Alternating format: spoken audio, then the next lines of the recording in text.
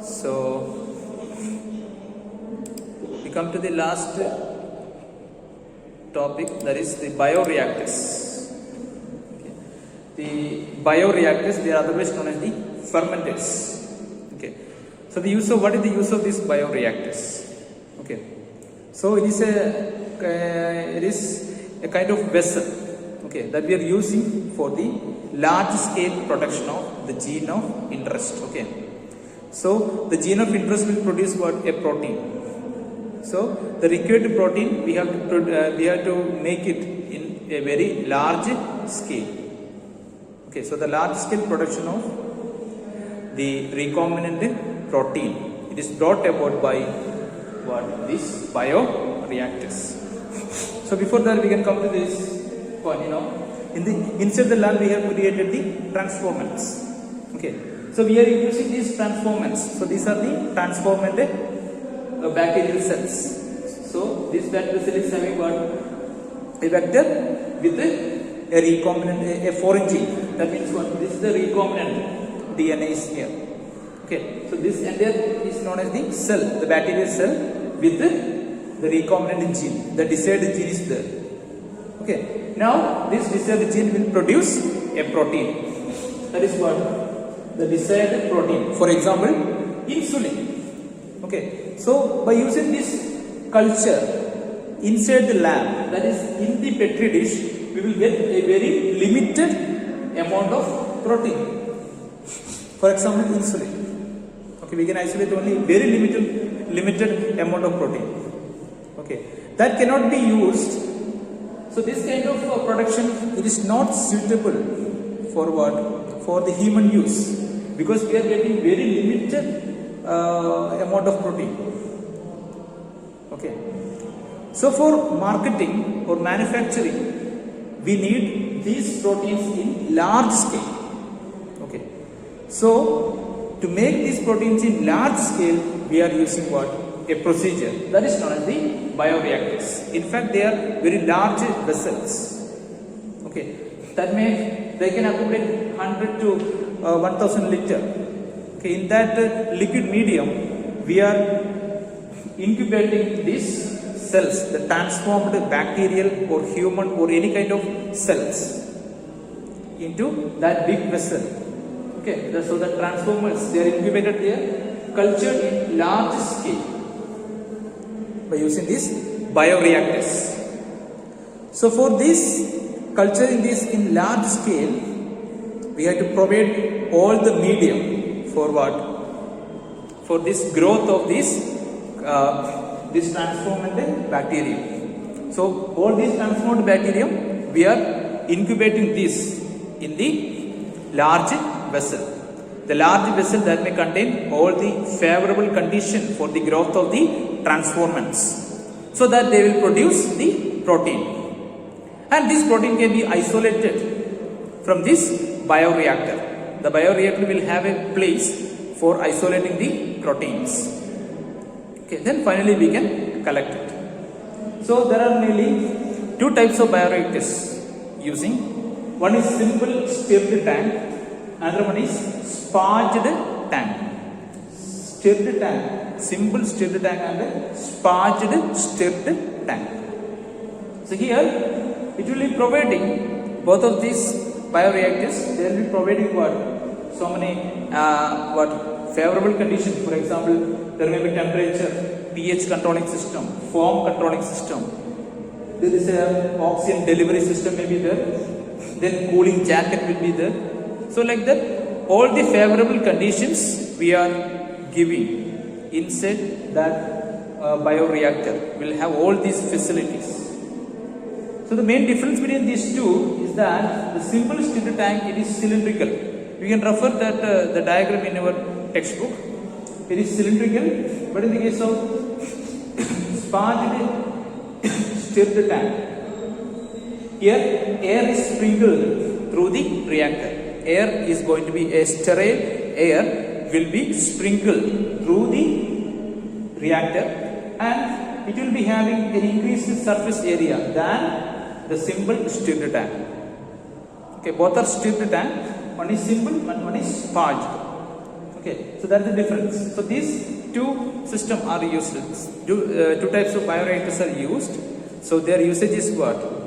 You are producing all these things, that the recombinant protein in very large scale. Okay, inside the lab we cannot make it in large scale. Lab is for what? Only for the experimenting, confirming. Okay, we will get very limited amount of protein inside the lab. So that is not enough for manufacturing. Okay, so we are using what? These bioreactors. Okay, so transformants, these cells, they are selected and they are cultured or incubated inside that large vessel.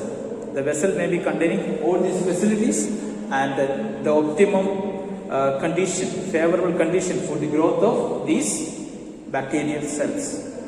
Okay, and then they will, the gene, the foreign gene is going to express in them, and it will produce these proteins. And from this bioreactor, we will get this protein in large scale. Okay, then after that, we have to do the downstream processing. That means what? The separation and the purification of these proteins. For example, insulin that we get from the bioreactor. We will get from the bioreactor this insulin or the protein. The desired protein we will get. Then after that, we have to do this downstream processing. That means separation and the purification of these proteins. We have to separate the protein from this bioreactor. Separate the protein from the bioreactor. The bioreactor may contain what? All these cells may be there. The cell will make so many proteins. Okay, but we need only the desired protein. So that desired protein we will separate and we will have to purify it. For separation and purification, we are using so many processes. Filtration is there, centrifugation, distillation, electrophoresis, sedimentation. All these processes are using for the separation and purification. Then separated, purified. Then we have to be preserve these proteins. Okay, it will be formulated by using the preservatives. Okay. Then after using these preservatives, these proteins will be there for a long period. We can use it, and then this protein will be going for a clinical trial. That means what? It will be used in an experimental organism. Okay, it will be used in an experimental organism. That is known as the clinical trial.